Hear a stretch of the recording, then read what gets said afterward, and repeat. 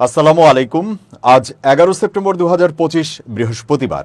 শুরু করছি change TV প্রতিদিনের গল্প অনুষ্ঠান। দর্শক, আপনাদের সঙ্গে রয়েছি আমি জাহিরুল ইসলাম টুটুল। শুরুতেই সংবাদ শিরোনাম। নেপালের ঘটনায় হঠাৎ ভয় পাচ্ছে দিল্লি। জানা গেল ডাকসুর ভিপিজিএস কি সুবিধা পাবেন। এবার সুষ্ঠু জাতীয় নির্বাচন নিয়ে আশঙ্কা সালাহ উদ্দিনের। এবার বিস্তারিত। নেপালে সামাজিক যোগাযোগ মাধ্যম নিষিদ্ধের জেরে সহিংস বিক্ষোভে প্রধানমন্ত্রী কেপি শর্মা ওলির পতন ঘটেছে। ভারতের এই কৌশলগত প্রতিবেশী দেশের অস্থিরতা নিয়ে দুশ্চিন্তায় পড়েছে দিল্লি, যা দেশটিকে বাংলাদেশ ও শ্রীলঙ্কার সাম্প্রতিক সংকটকে স্মরণ করিয়ে দিচ্ছে। ব্রিটিশ সংবাদ মাধ্যম বিবিসির প্রতিবেদনে এই খবর জানানো হয়।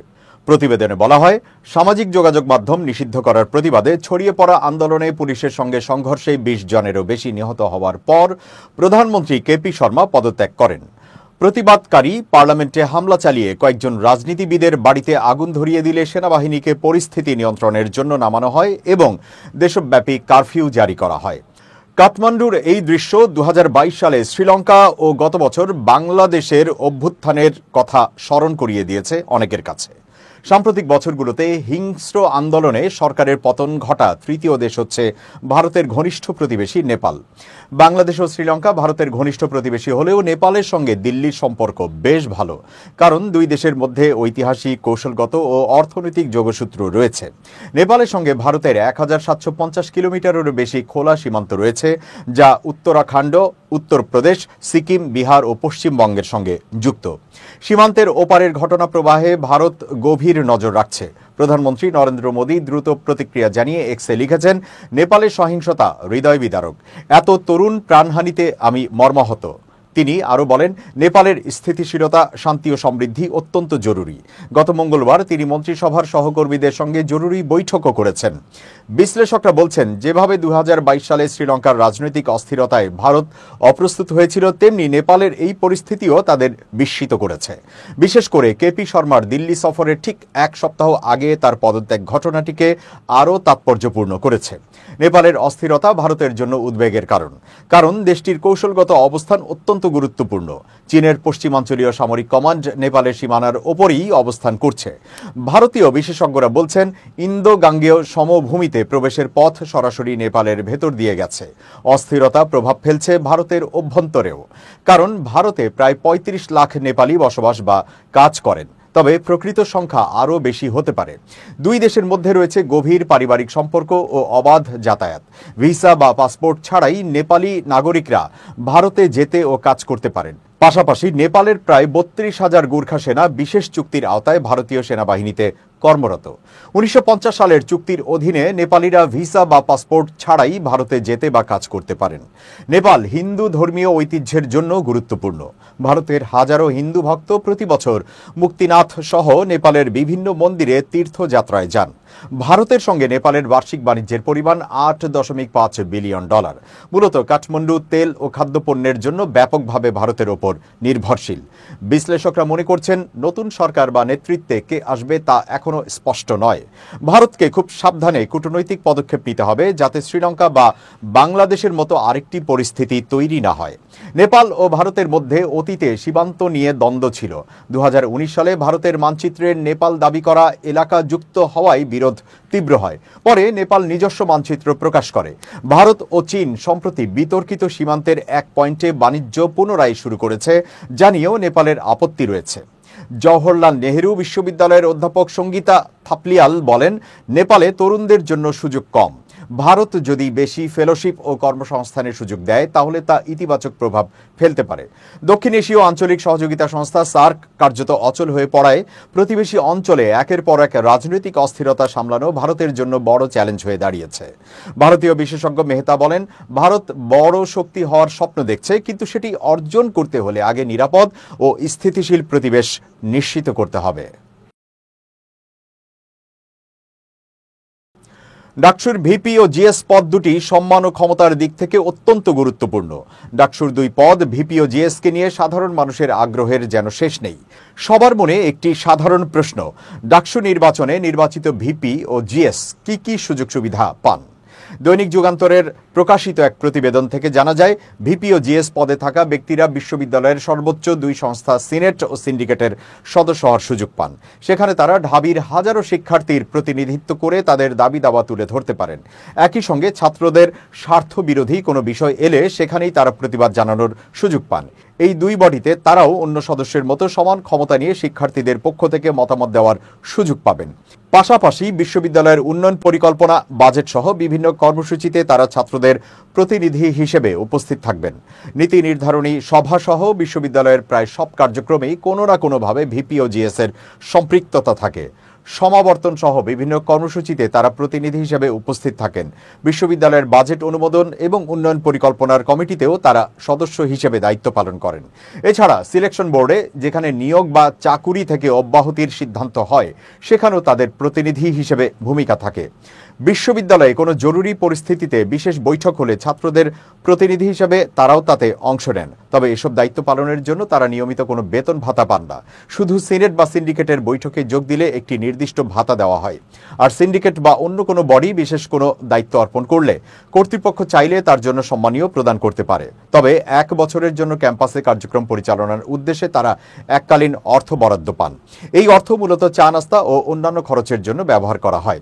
ভিপি ও জিএস এর জন্য মোট 10 লাখ টাকা বরাদ্দ থাকে। এর মধ্যে 5 লাখ টাকা ভিপির জন্য এবং 5 লাখ টাকা জিএস এর জন্য।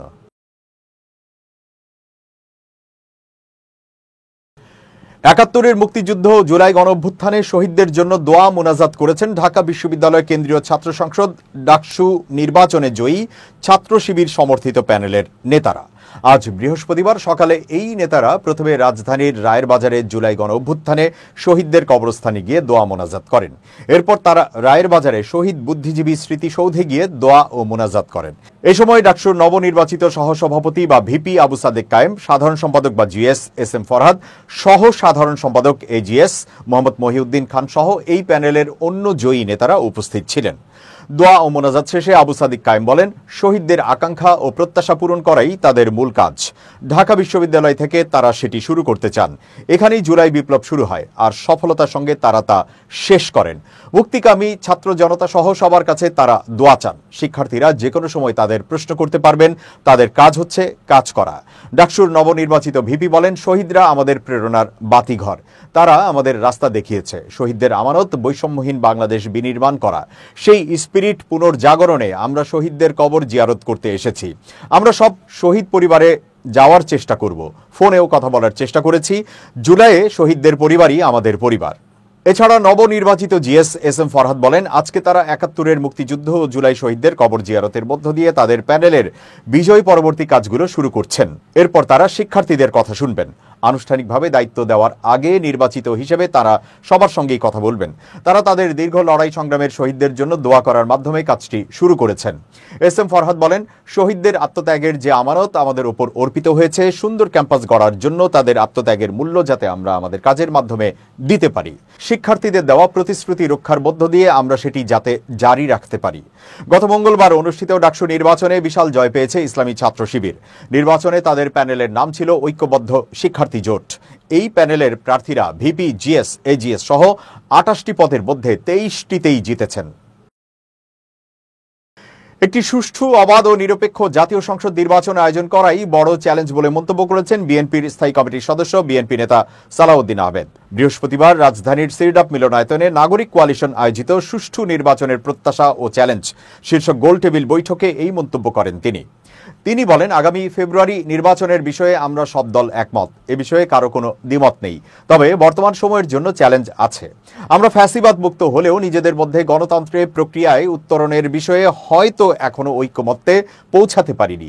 সময় আছে, আশা করি এর ভেতরে আমরা আলোচনা করে ঐক্যমত্যে পৌঁছাতে পারবো।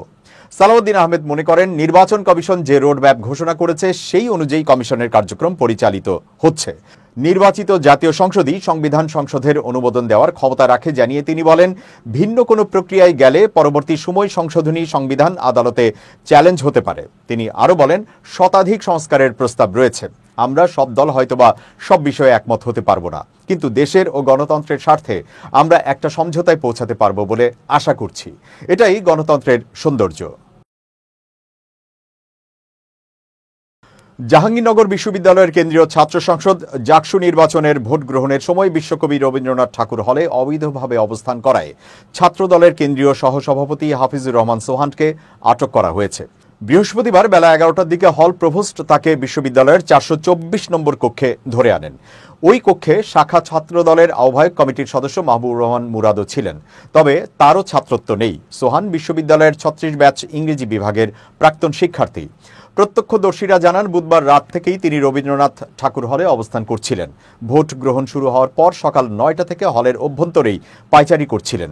বিষয়টি হলে প্রভোস্টের নজরে আসলে তিনি অবস্থান করায় কক্ষে গিয়ে সোহানকে আটক করেন। অবৈধভাবে হলে অবস্থানের বিষয় জানতে চাইলে সোহান বলেন, আমি রাতে ক্যাম্পাসে এসেছিলাম, খারাপ লাগায় হলে ঘুমিয়ে পড়েছি, কোনো অনুমতি নেইনি। আটকের পর তাকে বিশ্ববিদ্যালয়ে প্রক্টোরিয়াল বডির হাতে দেওয়া হয়। হল প্রভোস্ট অধ্যাপক শফিকুল ইসলাম বলেন, নির্বাচন চলাকালীন অবস্থায় প্রাক্তন শিক্ষার্থীদের হলেই অবস্থান করা আচরণবিধি ভঙ্গ, তাই আমরা তাকে প্রক্টোরিয়াল টিমের কাছে হস্তান্তর করেছি। বিশ্ববিদ্যালয়ের প্রক্টর অধ্যাপক এ কে এম রাশিদুল আলম জানান, নিয়ম অনুযায়ী ব্যবস্থা নেওয়া হবে। নিরাপত্তা গার্ড পাঠিয়ে তাকে আনতে বলা হয়েছে। এদিকে নানামুখী অভিযোগ জানিয়ে জাহাঙ্গীরনগর বিশ্ববিদ্যালয়ে জাকসু নির্বাচনে বিএনপি সমর্থিত ছাত্রদল নির্বাচন বর্জন করেছে। প্রিয় দর্শক, এবার খুব জরুরি 1 মিনিট জানাচ্ছেন ইউনেস্কো ক্লাব পুরস্কার বিজয়ী সাংবাদিক আমিরুল মোমিনিন মানিক। খুব জরুরি 1 মিনিটে প্রত্যেককে আমন্ত্রণ। প্রিয় বন্ধুরা, যোগাযোগ মানুষকে দক্ষ করে তোলে। যোগাযোগ মানুষকে যেমন সামাজিক করে তোলে, ঠিক তেমনি অভিজ্ঞতায় সমৃদ্ধ করে। আপনি একটা অফিসেই থাকুন না কেন, অথবা কোনো সংগঠন অথবা সংস্থায় আপনি যদি প্রতিনিধিত্ব করেন, তাহলে অবশ্যই আপনি আপনার সহকর্মীদের সঙ্গে কথা বলুন, সৎ ব্যবহার করুন এবং তাদের পরামর্শ দিন, আপনি পরামর্শ নিন। তাহলে কি হবে যে আপনি একজন এক্সট্রোভার্ট মানুষ হিসেবে পরিণত হবেন, সবার সমব্যথী হবেন এবং সবার কাজে সহকর্মী হয়ে নিজেকেও এগিয়ে নিতে পারবেন। আর আপনি যদি নিজেকে গুটিয়ে রাখেন, যোগাযোগ দক্ষতা না বাড়ান, তাহলে সফলতার মুখ দেখতে পারবেন না, দিন শেষে আপনি ব্যর্থ হবেন। সেজন্য আসুন সবাই আমাদের যোগাযোগ দক্ষতা বাড়াই, অন্যের সঙ্গে কথা বলি এবং নিজেকে ছড়িয়ে দেওয়ার প্রতিনিয়ত চেষ্টা করি।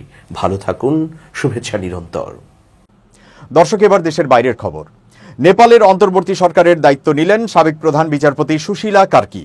দেশের প্রথম ও একমাত্র নারী প্রধান বিচারপতি এবার বিক্ষুব্ধ জেনজি তরুণদের পছন্দে দেশের নেতৃত্বে এলেন। সাম্প্রতিক বিদ্রোহে সাবেক প্রধানমন্ত্রী কেপি শর্মা ওলি পদচ্যুত হওয়ার পর ভার্চুয়াল বৈঠকে ভোটাভুটিতে কার্কি পান 31% সমর্থন। খুব সামান্য ব্যবধানে তিনি এগিয়ে যান কাঠমান্ডুর মেয়র বালেন শাহ থেকে, যিনি পেয়েছেন 27% ভোট। কার্কির আইনজীবী হিসেবে পথ চলা শুরু হয়েছিল 1979 সালে বিরাটনগরে। ধাপে ধাপে তিনি সুপ্রিম কোর্টের বিচারপতি হন 2009 সালে। 2016 সালে নেপালের প্রথম নারী হিসেবে প্রধান বিচারপতির আসনে বসেন। সেই সময় নেপালের প্রেসিডেন্ট, সংসদের স্পিকার ও প্রধান বিচারপতি 3টি শীর্ষ পদেই ছিলেন নারী। দুর্নীতির বিরুদ্ধে কড়া পদক্ষেপ করে একাধিকবার শিরোনামে উঠেছেন। একটি মামলায় কার্কি তৎকালীন মন্ত্রী জয়া প্রকাশ গুপ্তকে দোষী সাব্যস্ত করে কারাদণ্ডের নির্দেশ দিয়েছিলেন। এই রায়ে দেশ জুড়ে সাড়া ফেলে ওই সময়ে। শিক্ষা জীবনও কম উজ্জ্বল ছিল না। 1975 সালে বেনারস হিন্দু বিশ্ববিদ্যালয় থেকে পলিটিক্যাল সায়েন্সে স্নাতকোত্তর ডিগ্রি পান। 1978 সালে ত্রিভুবন বিশ্ববিদ্যালয় থেকে আইনের স্নাতক হন। এক সাক্ষাৎকারে তিনি বলেছিলেন, এই বিশ্ববিদ্যালয়েই তিনি নাচ শিখেছিলেন। পড়াশোনার পাশাপাশি নাচের প্রতি তার ভালোবাসা একসময় জীবনের বড় অংশ হয়ে উঠেছিল। তবে কর্মজীবন একসময় ঘূর্ণিঝড়ের মতো চাপ এনেছিল তার উপর। 2017 সালে ক্ষমতাসীন জোট কার্কির বিরুদ্ধে অভিশংসনের প্রস্তাব আনে। অভিযোগ ছিল পুলিশ প্রধানের নিয়োগে তিনি পক্ষপাতিত্ব করেছেন এবং বিচারপতির সীমা ছাড়িয়ে গেছেন। প্রবল রাজনৈতিক চাপে পড়েও তিনি আপোস করেননি। স্বাধীন বিচার ব্যবস্থা ও সংস্কারের পক্ষে নিজের অবস্থান ধরে রেখেছিলেন শেষ পর্যন্ত। কেন জেন জি প্রজন্ম কার্কিকে বেছে নিল? আন্দোলনের মূল সুরই ছিল দুর্নীতি, স্বজন পোষণ এবং সরকারি সেন্সরশিপের বিরুদ্ধে ক্ষোভ। তাদের অভিযোগ ছিল দুর্নীতি ঢাকতেই সোশ্যাল মিডিয়া ব্যান করার সিদ্ধান্ত নেওয়া হয়েছে। কার্কির দুর্নীতির বিরুদ্ধে কঠোর মনোভাব এবং আপোষহীন ভাবমূর্তি হয়তো তাকে সকলের পছন্দের তালিকায় জায়গা করে দিয়েছে। দর্শক, শেষ করছি প্রতিদিনের গল্পের আজকের গল্প। changetv.press বাংলাদেশের ইউটিউব জার্নালিজমের অগ্রদূত। ভিজিট করুন এর ওয়েবসাইট www.changetv.press, youtube.com/changetvpress এবং সাবস্ক্রাইব করুন চ্যানেলটি। নিয়মিত লাইক, কমেন্ট ও শেয়ার করে আপডেট রাখুন নিজেকে। ভালো থাকুন, নিরাপদে থাকুন, শুভেচ্ছা নিরন্তর। changetv.press এক ফোঁটা হলুদও নেই।